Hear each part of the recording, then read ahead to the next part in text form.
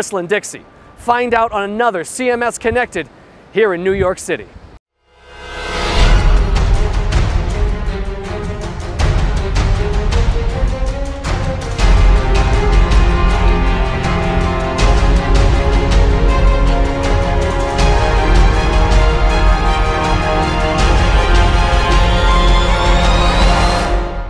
We're just about to head in for the big battle. Tell me, kind of sum this up for me. I mean, you've been a part of these before, the CMS Connected. How do these things kind of really go? So, it really depends, really. It's up to each one of them. I pose the questions out there, and, I have my own opinions on plenty of things, which definitely come out in the form of a question/comment. But I'll get my jabs in that way. But the question is, whether or not these guys are kind of in sparring mode or if they're just going to kind of answer the questions to the audience. How important is it, like an open forum like this, if you will? Sure. I think it's great. Well, it does a couple of things. Number one, it gets these guys, the vendors, out of the sales cycle specifically, and they get to hear from customers in a kind of a non-sales mode necessarily. It doesn't mean they don't have a product to push, but they get to hear kind of in the midst of the context of a forum like this, where these guys are talking about certain topics that are not necessarily product specific. They get to hear some of their concerns, and they get to kind of weigh into that from their particular perspective. So I think it's nice. I got to know, is this something you guys have been a part of? I mean, are you anxious for something like this? How do these things usually go? Been a part of it and not anxious at all. It's just good fun to be up there and just talk about the industry, the products, and what's happening. Yeah, I'm gonna have to second Josh's thoughts here. It's exciting to get out and engage with clients and prospects who are out there, get some view of real-world environments, and be able to speak about the different solution options that are available. What do you hope the takeaway is, Eric? It's about bettering the market, improving the information that's out there, understanding where the hurdles are that organizations are dealing with, and that's going to come out when the audience is able to ask pointed questions to both Josh and myself. So we're able to, again, identify what the issues are that people are struggling with or wrestling with, and either be able to address them out of box with our solutions and technologies today, or speak to them on a more generic level and have plans and thoughts for where we go in the next versions. And Josh, what about you? Just to continue from that point over there, and also be able to discuss where the industry is going, help clarify challenges they might be having, and how we can assist with that as well. Obviously understand differentiators between the two of us and where we fit in the market. But really, the idea is walk away with some valuable information that's also practical and not necessarily just theoretical. Excellent. Great stuff. So, guys, I'm going to have to say just good luck out there, and we'll be catching up with you in just a little bit after about 45-minute debate. Excellent stuff. Thank you so much. All right, guys, we're going to go ahead inside the room. We're going to take a look at exactly what they have to say, see how they duke it out, and we'll catch up with them afterwards. Tell us a little bit, Josh, let's start with you first. Tell us a little bit first about Elcom. Make it relevant for these guys. We're talking Intranet here. Help us understand Elcom's role in the Intranet space. Sure. So we're a CMS, which a lot of you be familiar with. We specialize in web and intranet and do a lot of projects in the intranet space. Probably about 50% or just over 50% would be the intranet work that we're doing. We work with a range of organizations, and a key differentiator strategy is providing the same CMS that you can use for your intranet as well as your website, so you're not implementing a range of different solutions. So we definitely focus on a lot of those collaboration and internal communication tools with the Elcom CMS, and we've got a range of modules and functionality that you just plug and play and add on as you need them for different teams, departments, or areas of your intranet. Great. And tell us a little bit about Kentico. Well, similar to Elcom, Kentico is founded as a web content management platform, and as a logical progression of development, managing websites that plays very well into managing intranet sites or extranets and portals for your clients and customers. So a lot of that same functionality that we've built into Kentico CMS plays very well into, or caters very well to, an intranet solution, so that you do have, similar to a community site, a social networking site on the internet side, a lot of the collaboration elements on the internal side, on the intranet environment, document management. So we've built a lot of the features and functions out of the box that organizations utilize and leverage, like SharePoint connectors, so they can take advantage of investments that they've already made to bring their intranet into more of a current model, and with the design and the look and the feel that they want. But we launched last year our intranet solution. It's our view of kind of a best practices intranet site. that organizations can leverage, or they can customize as they need to. But it's it's an all-in-one solution. As like Josh said, you've got the same environment that you're managing your intranet and your internet, so you get to leverage a lot of the same documents, resources, and assets in one spot. So I hear that a lot, and by the way, I didn't really tell you about myself. Thanks for the introduction from Carmen, but at Outsell the Domain Group, what we do is, I'm an analyst in the market, so I lead our web content management practice, and I study products like these guys produce, as well as about 75 or so others that we track. And I hear this a lot about this whole, one solution for both your intranet and your website management. Is that relevant for you guys? I mean, do you use the same one today that you do? Yes? Yes? No? How about show of hands? Who does use the same platform for both? And who just uses their platform is only solely focused on the intranet? Is it everybody else? Okay. So yeah, that's my experience, which is that which you guys try to achieve isn't necessarily, doesn't seem to be reciprocated. I don't know if it's not needed, not desired, or if it just doesn't actually happen, and that it's more kind of vendor hype. What's your take on that? What do you see? Well, let me take a quick poll. How many in the audience are utilizing SharePoint within their environment? Okay, so that's your answer. Most organizations, when they went to go down the path of an intranet solution or an intranet environment, they took advantage of what Microsoft was promoting and highlighting as the answer to everything on internal collaboration, and provided promotion and some incentives that organizations could take advantage of. But really, as many organizations have attendance here, I think many people are realizing that maybe SharePoint doesn't really meet their full needs and their full objectives. And that's why we have groups like this that are meeting to discuss how we can improve upon that, and what we can utilize, what solutions or tools are out there that we can take advantage of to extend on what we have today, leveraging that investment, or to just wipe the slate clean and find a solution that does provide all the collaboration, the document management, and allows us to manage a single repository of assets. So same thing with you, Josh. Do you guys, you compete with SharePoint in that you offer essentially the same capabilities, the collaboration, the document management, the website, whether it's intranet or extranet management, but you also work with SharePoint, have some sort of a connector in case these guys have already got it and want to keep what they've got? Sure, that's exactly it. I think there's two areas to look at over there, and similar to what Eric just mentioned. The first is those that do have SharePoint, and the people in the audience today, there's a significant amount over here. A key area is obviously leveraging that investment, and you've spent a lot of money already putting SharePoint in there. You've had it in there for a while, so sometimes it's very hard to just throw it out and start again. So rather than go through that whole project, you can leverage our SharePoint connector with the Elcom CMS and take advantage of some of the functionality we have in the Elcom CMS, but still keep SharePoint in place. You don't have to worry about, if I want to use the Elcom CMS, I have to get rid of SharePoint. So that's one of the areas, so we do definitely leverage that over there. The second part is with regard to those that do look for one platform that does their web or their intranet. And as mentioned, obviously a lot of people put SharePoint in initially. There are organizations that want to have that investment across both over there, and some that might not yet have SharePoint in, or if they are looking at moving away from SharePoint. So there's two sides to the market over there, and we find a lot of success with those that want to leverage SharePoint, as well as those that are either starting from the beginning or migrating away and looking for a solution that will, from a financial perspective and a functionality perspective and the ability to share content and assets and documents across the two solutions, the web and the intranet.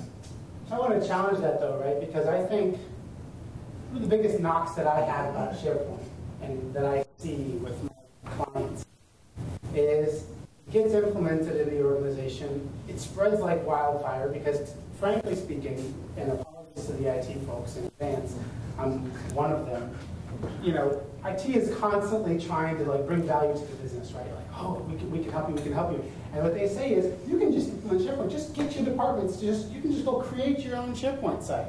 And then you guys are left dealing with the crap that essentially there's documents now. You thought you had a problem before with share files and that whole thing. Now you just got, SharePoint is a big, huge share file site now, right? That you just got stuff all over the place.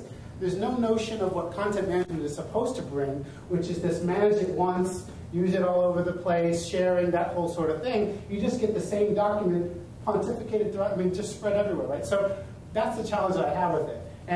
And while if you go to the SharePoint and I won't make this a SharePoint presentation, I'm sorry, I'll stop with that in a second. But if you go there, they actually have lots of guidance about, from a governance standpoint, what you should be doing, how you should be capturing requirements, all that. They've actually got really detailed, nobody, they don't market it, nobody looks at it. And instead, it just goes viral.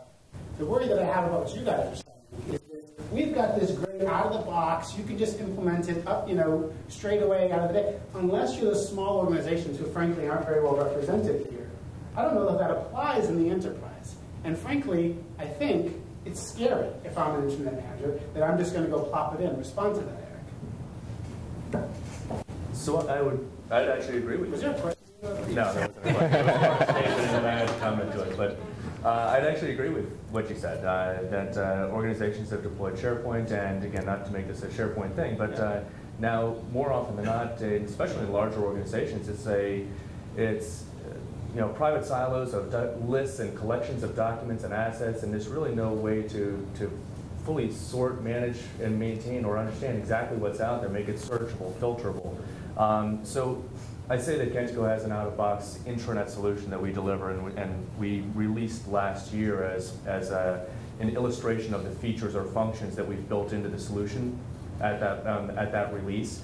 And more often than not, that intranet solution is going to cater to your small and mid-sized business. It's not intended to be an all solution for everybody, and I don't think anyone can do that.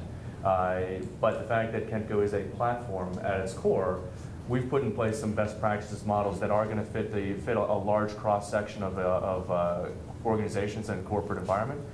But the fact that you've got the ability to create your own environments, your own look, your own feel, you can take advantage of the controls and the features that we offer within the system to implement them in the manner that makes sense for you. We've got that design and flexibility and capability to integrate with existing systems and custom applications that, frankly, we probably didn't consider when we launched the intranet solution. So when you're looking at possible alternatives to what you're doing today, what you want to make sure is that, yes, it has the solution that you select has the features and functions to support what you want to accomplish, but it gives you the flexibility to also be dynamic on where your organization may go, may grow, and systems that you may need to integrate with internally to make sure you've got that open communication across platforms. Okay. So, no, and I get that. You're done for now. So, you can still hear me, right? You got me? Okay. So Josh, then, this all brings up governance, right? And frankly, you guys, from the market standpoint, you're at the kind of lower middle end in terms of price-wise, right? Fair statement? Yes? Okay. And so I think, frankly, that one of the challenges that both of you have is that, or that your clients have, is that the barrier to entry is rather low, or is lower, right? And so this notion of these things just kind of spreading virally throughout the organization, I think there's some level of governance is not necessarily, it's the kind of the word that nobody wants to bring up in the sales meeting, right? Because there should be an awful lot of that. There should be a focus on it. What do you guys do from an organization standpoint throughout the sales process and the implementation process to help these guys avoid the pitfalls that they might come across if they just throw it out there, so to speak, like you said? Sure, so that's a good question. So from the sales process or where we bring that in, it's very important before you jump in and select a solution to actually have your strategy and understand where you're going. I think too often people know they want a CMS and they just go, great, we need to get a CMS. They get something and then they go, great, now what are we supposed to do, and who looks after this and how's it going to be implemented? And similar situations are seen with SharePoint, and Toby was talking about that this morning in his presentation regarding people setting it up, and showed the examples of those that didn't have that governance plan in place and those that did, and obviously the benefits of having it in place. So that's an important area we talk to our clients about. Understanding exactly what they're trying to achieve, who's going to own the content, who's going to own the intranet, who's contributing to it, workflow processes around content contribution, as well as document management. And so those are important elements we bring up as early as possible in the cycle of speaking to clients of ours, as opposed to them being an afterthought. And so it's really important when we talk about the features we have, and we have the document management, we have the collaboration, the ability to create social collaboration portals on the Elcom CMS for the intranet, as well as putting content through workflow and forms through workflow and doing a range of other great functionality like that. But the important thing is, rather than that being an after-the-fact discussion, that's definitely something we bring up as early as possible so that they know the power of the system and what it can do. But before they implement the Elcom CMS, they've thought through what's the process going to be, who's going to own it, who's going to look after it, and then once the implementation actually happens, it's just a much smoother process. So you've built that in, and I know you work through agencies, both of you, right? Yeah.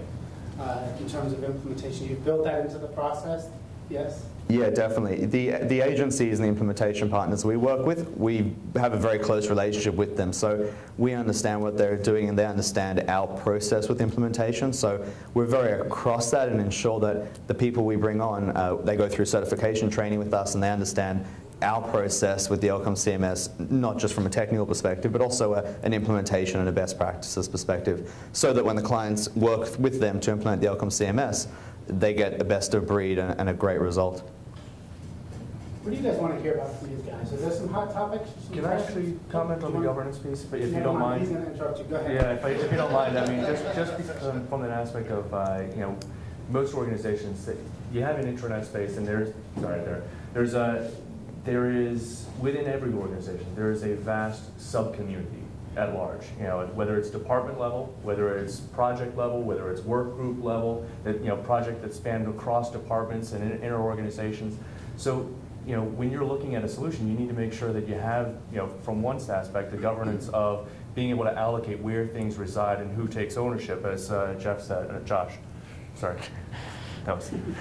Great. Yeah, how do you like that? Yeah, exactly. My recollection bad, but you need to make sure you've got the ability to allocate these assets appropriately with the security and permissions, obviously, and who can access those, but have the ability to also propagate those up from these subcultures, sub-community areas, or divisions and departments up to the organization level where appropriate.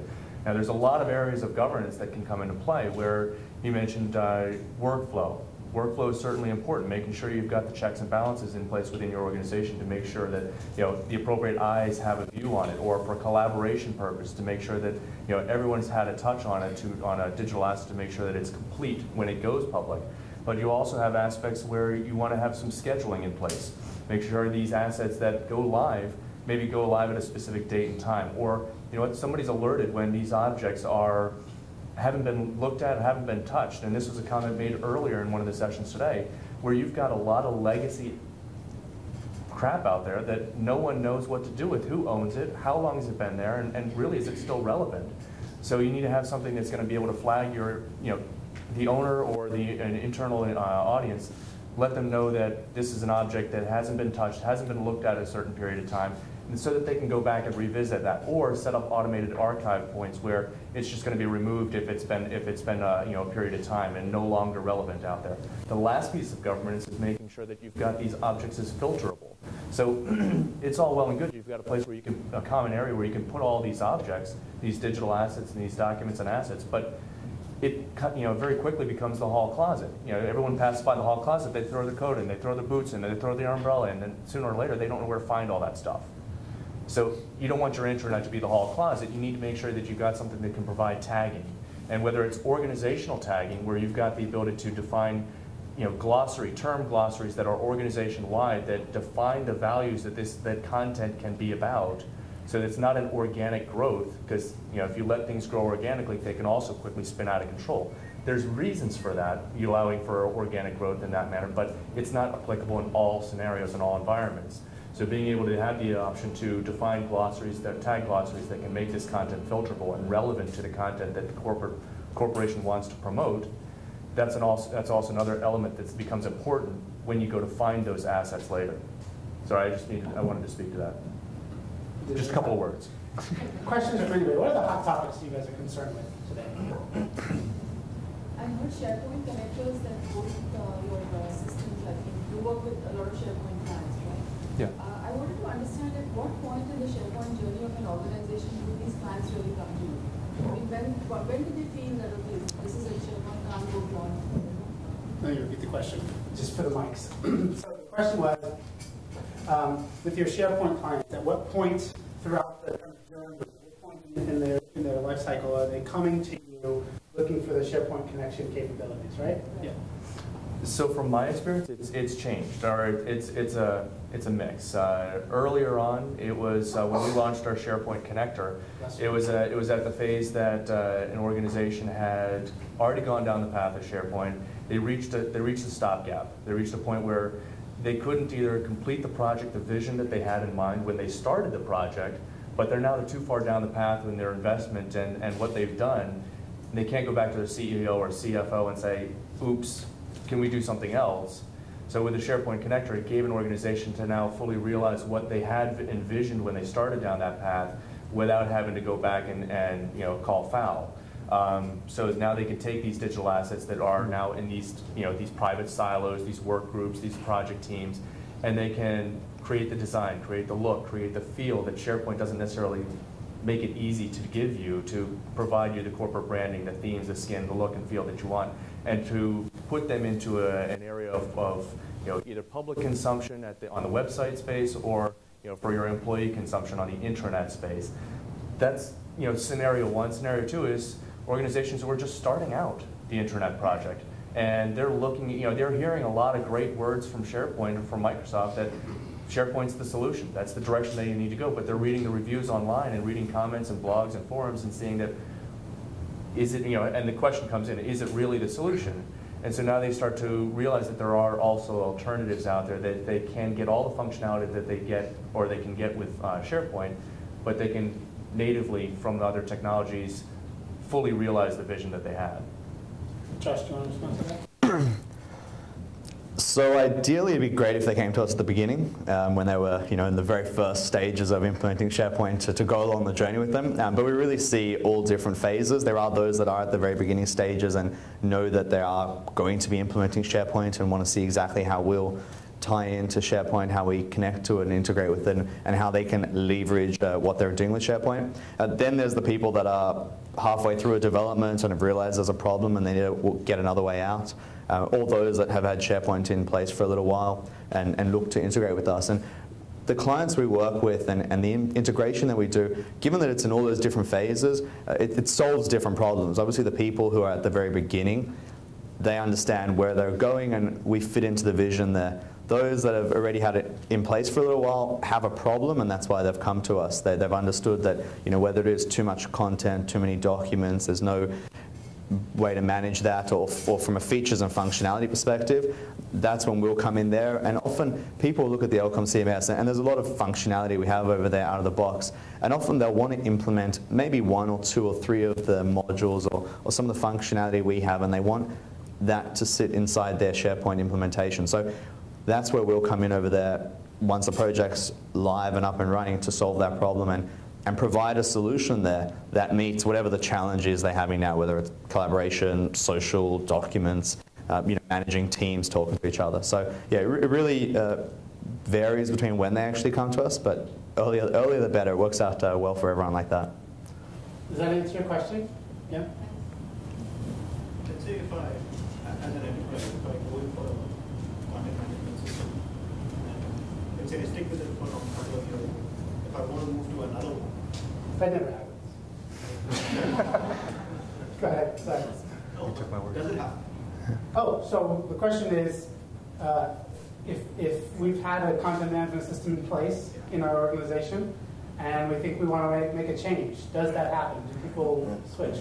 I don't think any of us would have jobs if that didn't happen, but Josh, do you want to go ahead? Yeah, I mean, they're switching to the Elcom CMS all the time, so we see that a lot. Much more than the Kentico CMS? Yeah, that's where they come. So that's no. So people definitely do change, and I think as organizations grow, as requirements change, solutions meet different organizations' needs at different times in their cycle and different phases. So yeah, it definitely happens. There's no one that's going to say it doesn't happen.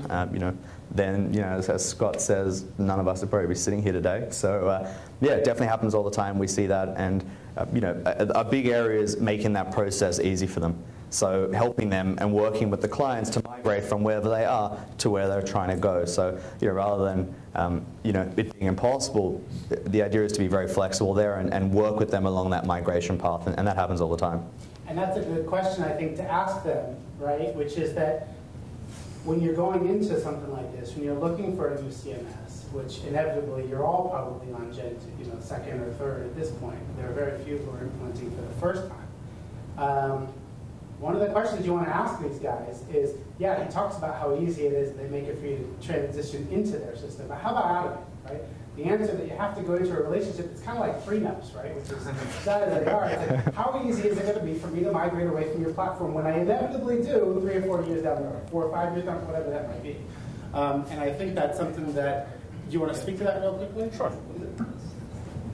So with with Kentico's solution, and I'll broaden it out even with a lot of the CMS solutions that are on the market today. Many of them or most of the commercial solutions are providing a data structure that allow you to manage content and keep it as assets that you control and you maintain. So there's structural relationships in the database at the database side that allow you to apply fields and properties and attributes around this content, but it's still your content. And so when you need to or wish to migrate to some other solution, to Kentico or somewhere else, you've got the ability to either map fields or port that content from one environment to the next. So there is a lot more of that, a lot more prevalence to allowing for that in the market today than what we saw historically, where you had a lot of proprietary solutions.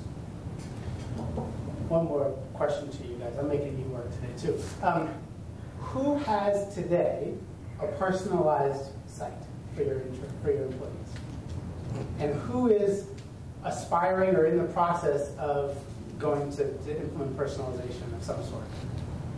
So it's the hot topic. It's one of the hot topics. This notion of employee engagement, and maybe it's the social aspect of it, or maybe it's just I think if you go to either one of these guys' websites today, which hopefully you'll do after this session, you'll see an awful lot of talk about that, frankly, might not seem to be relevant to you. This notion of engage with your visitors, engage with your audience, customer experience management is the new flavor of the day, which I can't stand the term, it's being misused.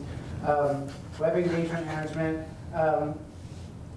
How is that relevant to these guys? Let's talk about kind of the personalization and engagement as it's relevant to them, who are not marketers, but that's kind of the biggest talk. Yeah. Well, I don't know that. I mean, when you're Did you go last, by the way? I did. Let Josh. Sorry. Unfair. I want to get the questions in. I got 15 minutes on here. Sorry. That's all right. So yeah, definitely it's the hot topic now, and we're seeing our clients ask about that. Yeah, as Scott mentioned, it's very prevalent out there on the web, but also in the intranet space. And we're building in a whole range of features there specifically for intranets to provide that personalized and customized experience. Gone are the days where everyone went to the site and everyone saw the exact same thing. You really need to land on the site and see something that's personalized to you, and whether that's because of your role or your position or your team or the projects you're currently working on, or your own preferences you've gone and put in there, a range of different reasons. You really need to have that customized experience. So we do a range of different things in the Elcom CMS that provide a range of ways to actually personalize that. As was mentioned in one of the case studies before, there's certain areas that from a corporate level and a management level, you'll want some information to be pushed to your users that come on the intranet, because that's pretty standard. It's corporate and they need to see that. They can't avoid seeing that. But then you want the information to change depending on who they are. So if someone logs in and they're a manager in IT, they should have a very different experience to someone who logs in and they're a manager in marketing or HR. Obviously there are certain similarities, but definitely they need to have a personalized experience, and that'll increase their engagement as well as their adoption of the intranet. If everyone lands on the intranet and everyone's got the exact same homepage and all looks the exact same, you're going to go away because half the information, half the news, or the events or other things that are happening in the company aren't relevant to you. Whereas if you land... I was looking for the cafeteria menu anyway. That was the question. You write all this great content, they're just looking for the cafeteria menu. That's a perfect and that's a perfect example, because that's one of two ways. One is companies in that example to use the cafeteria, they may say, well, we want everyone to know what the cafeteria is. Alternatively, you should have the ability to say, well, I never ever eat in the cafeteria and I go out for lunch every single day, or I bring my own lunch in, so I don't really care what's on the menu today, or I don't care where the cafeteria is. Alternatively, if you do go to the cafeteria every single day for lunch, you should be able to tell the system, this is what I'm interested in. I tend to go look at the cafeteria menu, and therefore I want you to know that that's important to me. Whereas if I never ever go to the cafeteria menu, the system should know, okay, well, you don't go to the cafeteria menu, so you should go search and find it if you want it, but it shouldn't be up there front and center, taking up great retail space that can be used for other personalized content that can be delivered to you on the intranet. Buy that? It works.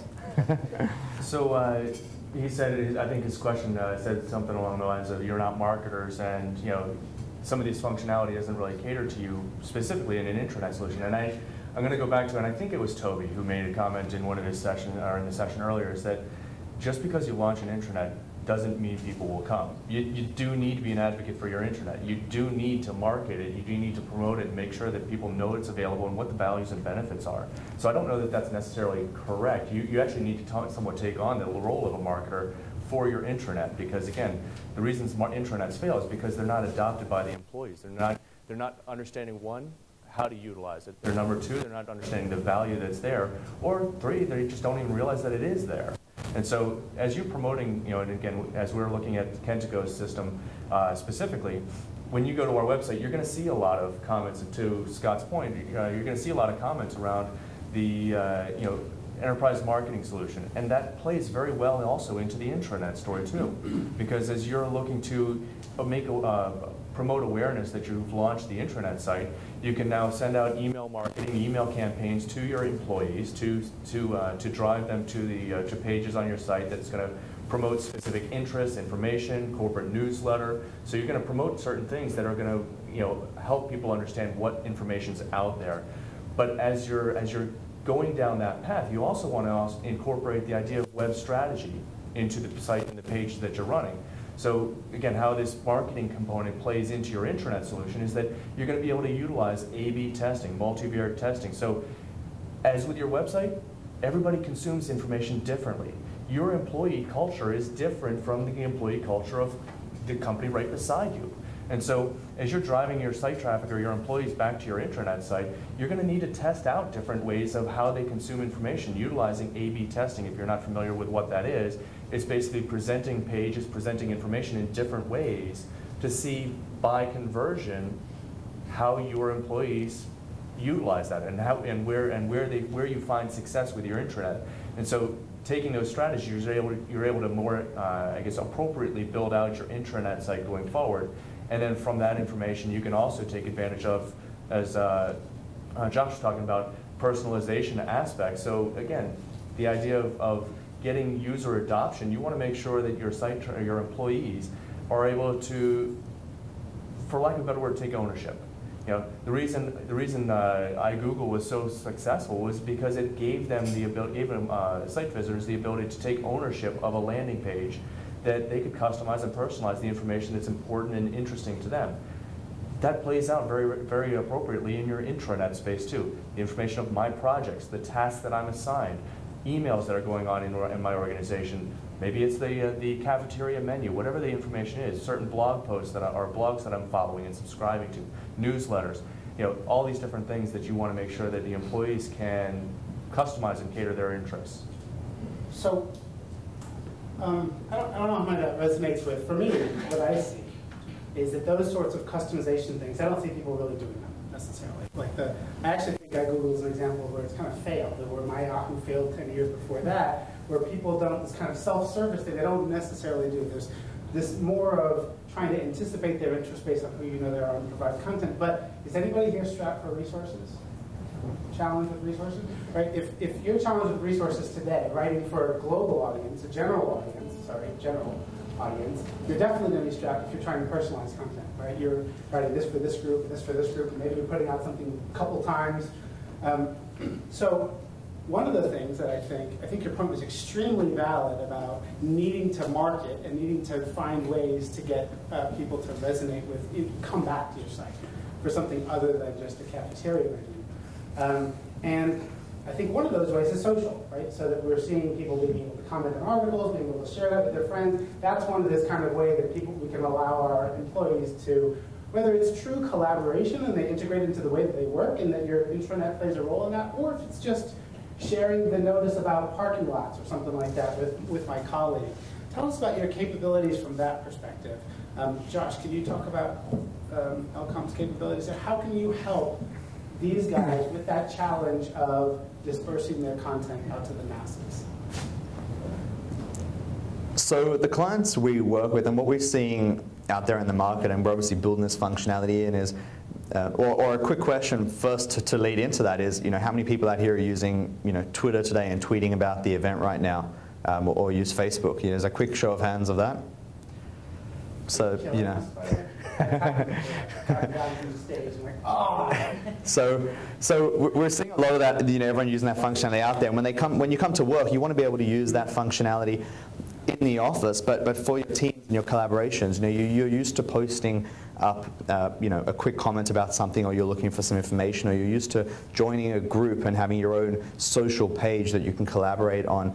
This is in your personal life. So we're building functionality in there, and we recently released something called My Page, which lets you use all that social functionality you're used to in your personal life inside the work environment. So when you have teams, rather than having these huge repositories of tons of documents getting out of hand, which everyone's complained about a couple times already, you've got these social My Pages where you can connect to colleagues, you can see what they're working on, you can communicate with them, you can use the social functionality you're so used to seeing outside in the world, but have that now sitting inside your intranet. And we've seen a significant increase in the adoption of the intranet because everyone's familiar with those tools. They don't need to learn how to use that anymore.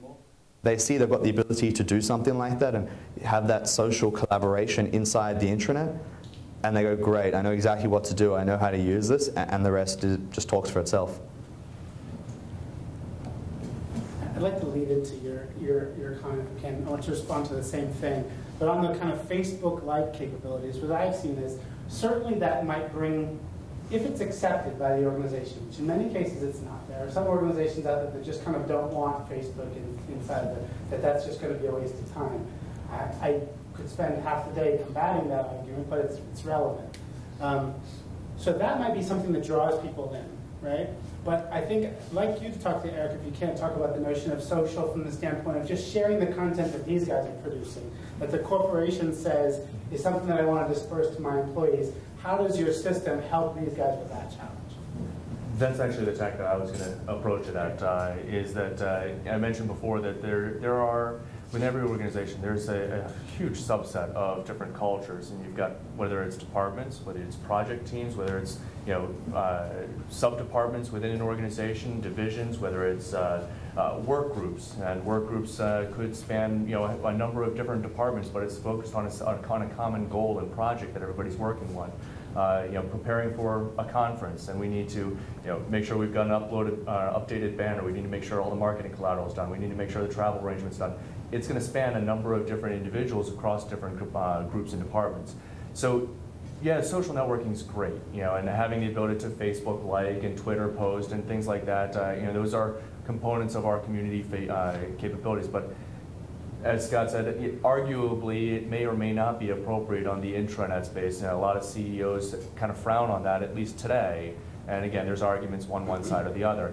But where it's more relevant, at least I see as far as an intranet space for the comfort of most organizations today, is allowing individuals to identify others that they're working with, whether it's, again, by department. They're automatically assigned these department level groups, or whether I can go out and identify individuals that I just, from a social aspect, enjoy getting together with. So we create this little group of friends and connections. Whether it's a project team, creating a project within your intranet, and inviting only the people who are appropriate to that project to share assets and work on a common goal towards setting up milestones and tasks and assigning those tasks. So when you're starting to build out content, and you're starting to share that content, having the ability to actually identify individuals and that have common objectives as you, to flag information that they may be interesting to them, that becomes a very valuable element within an organization, because I can go on my intranet today and every day find something new. If I've got people who I work with who have common goals, common objectives in their daily schedule, and I can see the information that they've flagged as relevant and interesting, I can start taking advantage of that because of those relationships too. More questions from you guys? I've got plenty more. I can go on later. Mobile apps. How do they integrate? what are they seeing on the horizon? What are you seeing from a mobile standpoint? What are you doing from a mobile standpoint? What are you being asked about in terms of mobile within organizations? Yeah. So most organizations are going mobile now. I mean, that seems to be really for 2011 a big topic for groups, and whether it's again just repurposing the same content information out to a mobile device. So we've got an advanced, I guess, identifier or an advanced algorithm in the system that identifies that somebody who's visiting a site may be utilizing a mobile browser or is utilizing a mobile browser, and will present the site, present that content, that page in an appropriate manner. So you're not creating two instances of the same object. You're not having to store and manage two separate instances of content. You can leverage and utilize the same information, central repository, single instance management, and have the design and look and feel appropriate for the browser or device that they're utilizing. Now, one of the more common, or one of the more recent discussions that have been the advent, I believe, of HTML5 is flexible design. And this is something else that's going to become much more prevalent as you look in, and I think Boston.com is one that, BostonGlobe.com I think is one that is a very good example of flexible design. You go to their website, and whether I'm on a mobile browser, whether I'm on a standard laptop, it's going to actually dynamically change the layout of the page through flexible design. This is, I guess, a more recent technology that organizations are taking advantage of, and design and interactive shops are starting to really ramp up on. And as you look towards technologies and solutions, whether it's for your intranet or intranet solution, you want to make sure that they can support that idea or concept of flexible design as well, because I think that's the future of where things are going for mobile. Those guys at Boston Globe are not going to know what hit them when suddenly 15 New Yorkers hit Boston Globe. So our mobile technology, relatively similar. We've got a user agent detection device, and we'll detect someone's landing on the site from a BlackBerry or an iPhone or an iPad or whatever it may be, and display the site that's styled and formatted accordingly. So you still have your single source of truth. You've got your content sitting in one place over there, but rather than have to worry about managing 3, 4, 5 different sites, we're able to display the content accordingly. We do see, I guess there's two approaches to it. One is the whole idea of a single site, and then the one is where you've got two different sites. That some people build a mobile specific site, and sometimes they do say, well, we understand our users, and we know that if we style the main site, that let's say the intranet homepage, for example. Let's say if we just provide an iPhone version or an iPad version of the intranet homepage, that might be a real lot of information for your users. Whereas if you really understand your users, you'll understand that if they come to your site from a mobile, there's a range of reasons. Maybe they need to fill out a form. Maybe they quickly need to get a document. There might be other reasons why they're actually coming to your site from a mobile device. And then they look at saying, well, let's deliver them a mobile experience that's specific to that, rather than just having a redesign of the main page. Let's deliver a mobile specific site to them that addresses the 5 key things that they're looking for over there. Filling out a form, searching for a document, quickly trying to get a colleague's number in the corporate directory, or something like that. So it really depends on what your strategy is and how well you know your users. So before you dive into the whole mobile idea, I think the first thing you need to do is survey your employees, survey your colleagues, find out why they want to land on the site from a mobile, what they're looking to do, and then you can actually implement a mobile strategy that will meet their needs. I love it when vendors give notes of caution about using this thing that they just recently developed. That's awesome. Okay, so we've got just like a couple more minutes. And what I want to do is, if I can, is there any real pressing questions that you want to ask? Because I want to dive into the first question from the audience one more time. It seems like everyone here has SharePoint. I didn't hear a crisp answer for why do I need either of your solutions on top of SharePoint. I've got it today. What do you provide above and beyond, or what are the challenges that I face today with SharePoint can you specifically handle better than I have the capacity to do today? Can you just give me a 30-second on that? Sure, really good question. So depends what your challenges actually are. Some of the reasons why someone would choose to use the Elcom CMS, even though they have SharePoint and they'll choose to integrate it, is the speed that we can implement some functionality. So with some of the requirements you have, if you've got SharePoint, you might look at that and say, well, I know this is an X month project to get this up and running, or I'm going to need to spend a huge amount of money actually making that happen, or get another 5 developers on board to actually build that functionality. So key areas with the Elcom CMS is how quickly we can roll out a lot of that functionality you'd be looking for. So you don't have to turn it into a whole big project, and you can get from point A to B much quicker. Also usability. So the Elcom CMS, it's a beautiful interface over there. So it's not a whole, you don't need a rocket science degree to be able to use that. It's a much simpler solution to actually use. So when they're implementing that functionality, they know they don't need all these employees to go through a whole training course. They can just get that functionality up and running very quickly. I think those are 2 great points, Eric. I'm going to come to you. Point on the first one that you made, though, just from an analyst, non-biased perspective. My colleagues in the industry have said that the services to licensing ratio on SharePoint is typically actually like a 10-to-1 ratio. There's a lot of services required to do some of the things that many of these, whether it's these 2 or others, can do. It takes an awful lot. So I think that's a really relevant point, that there's no bashing here. It's just a statement of fact. Eric, do you have any others to add to that? Yeah. So just quick show of hands, who's using SharePoint again? And how many are getting what they need out of SharePoint? Okay, maybe 10, 20%, maybe. So my guess is the groups that didn't raise their hand on the second question, everyone's reason's different. For me to come up here and pontificate of, these are the reasons why organizations would want to find something in an extension of SharePoint.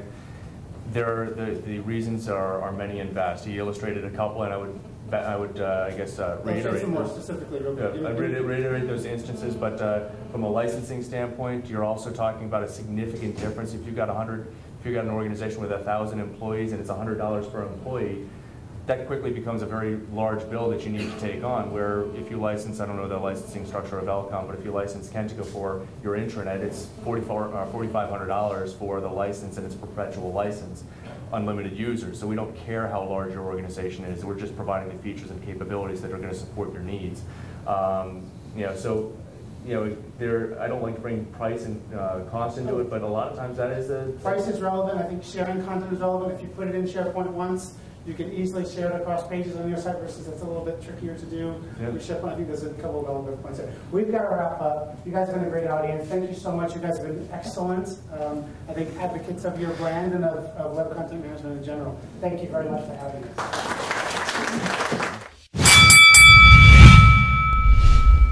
All right, folks, so we just wrapped up just a few moments ago. It was absolutely amazing. It was a lot of fun, absolutely. So before we go to, the panelists to see what they actually had to talk about, we're going to be talking with Scott Lewer just one more time. Scott, we talked to you beforehand. Time to take a deep breath after that, huh? Yeah, no problem. It wasn't for me. I wasn't really on the hot seat. I think do these things fairly regularly, but these guys handled it great. I mean, they were really excellent at that. Now, one of the things you really seemed to mention a lot was SharePoint. Kind of focus on that a little bit right now. Sure, absolutely. I mean, look, SharePoint, everybody knows, is the elephant in the room, right? And so the questions a lot came around to these guys about kind of how can they complement SharePoint? What do their products necessarily do to help solve that problem? And how do they work with it? And I think they did a good job. They showed some really good answers. The last question from the audience focused on mobile.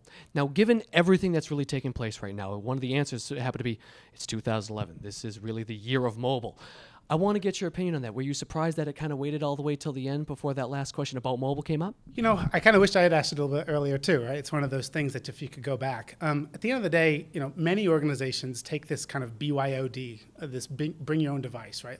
They'll kind of that they're not necessarily trying to push it out per se, but they realize that many employees are on their device and they have access to it, and so they're going that way and they're seeing that. I think the answers that these guys gave are pretty relevant. Number one, that you're not trying to push everything through when you've got a device in place. And number two is think from the perspective of your audience. Why are they there? Why do they need to access it from their device? There's usually something in mind. So it was a great question. You're right. It came up at the end. I probably should have asked it earlier, but it was good.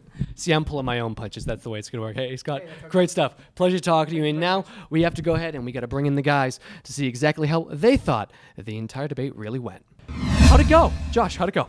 Yeah, it went fantastic. It was a good event. It was good fun to be on stage there. Some great questions by Scott, the host, as well as the audience over there. And it was a really great discussion. What about you? We had a lot of fun. It was a great discussion around what organizations are dealing with. A lot of questions around SharePoint. It seems like the majority of the audience was dealing with SharePoint and how to go from what they're doing today and either change to something that meets their needs or just improve on what they have today. And it was interesting to hear those questions. Now, Eric, you had mentioned beforehand, before we even got up on stage, before you guys started talking and had the presentation, you were really anxious to kind of see what some of the folks in the audience, what their concerns and comments were. What was kind of your takeaway from the comments? Because there were a lot of great questions out there from some of the folks in the audience. As I kind of just illustrated or mentioned, there was a lot of focus around SharePoint. It seemed to be, and one of the questions I asked towards the end of the discussion was around how many people are getting out of SharePoint what they want to get, what they envisioned when they started. And really, out of 95% of people who started with their hands raised, probably only 3% were remaining after asking that question. So questions came out around that of what they can do, what do they need to do, what direction they need to go, and what options are out there. And that was, I think that was probably the biggest takeaway I had from the session, is that it sounds like there's a large segment of the market that is in a very similar space, and their reasons may be different for why they need to improve on their current SharePoint implementations, but there's a lot of people who need some help. All right, Josh, one thing I found interesting was you guys really talked quite a bit about marketing your intranet to the people. I mean, you guys discussed that a lot, but kind of expand on that a little bit more. Sure, I think a big challenge everyone sees is they're implementing an intranet and it gets up there and they realize no one's here, no one's using it, no one's interacting with the intranet. So a key area that was discussed was how you market that to your team, how you improve the uptake of the intranet, how you make sure that you're delivering content they want and in a way that your employees and users want it, so that you actually see people engaging with the internet, using the intranet and engaging with the intranet. So I'm going to ask this to both of you guys, because one of the things I found interesting, just me personally, sitting back and watching it, was the talk about mobile. I mean, that's the one thing right now. We're seeing it all over the place, everywhere. Everyone seems to be wanting to go mobile. Kind of just expand on that a little bit more. Your thoughts on mobile right now, especially with your software in particular. Sure. So, we covered that quite a lot in the session over there. And it's without a doubt everyone's doing it right now. It's the hot topic. It's what everyone's either getting into, thinking about, trying to get into. So we discussed some of the areas of how Elcom approaches that, how we look at whether you have a one-site method or a two-site method, and the technology behind that, and how the Elcom CMS enables you to deliver content to your users through the Elcom CMS. So to Josh's point there, everyone is going mobile, and the organizations that are deploying mobile solutions for their intranet or their intranet have different reasons. And it was actually, I'm going to continue on a comment that Josh made in the session, is that the reasons around intranet solutions and their mobile representations of it are going to be different, and it's going to be important for organizations to really take a poll of their employees who are going to be utilizing the intranet and understanding why they're using the intranet from a mobile space before they move forward and either go that direction or should select a platform that's going to be able to support it. So lastly, before I let you guys go, because I know you're tired after that, so you've got a lot more stuff to get to, I need to ask, what did you learn about one another's company? I mean, because that's the one thing I find interesting. Obviously, you knew a little bit heading into this. I know what you guys do. You know what he does. But was there anything that kind of surprised you that maybe you didn't necessarily know coming into this, really, Josh? I wouldn't really say surprises. So no, there wasn't really a curveball or anything I didn't really expect during the session. I got to say the same thing. We do a lot of research on the different competitive solutions out on the market, and we have a pretty good grasp of Elcom as well, and I don't know that really anything came out that was surprising to us. Excellent. So there you have it, folks. We're wrapping it up. So the only thing left to do is make the decision. Who are you going to go with? Which one of these guys is it going to be? I'm Tyler Pyman for the Pulse Network. What's next now?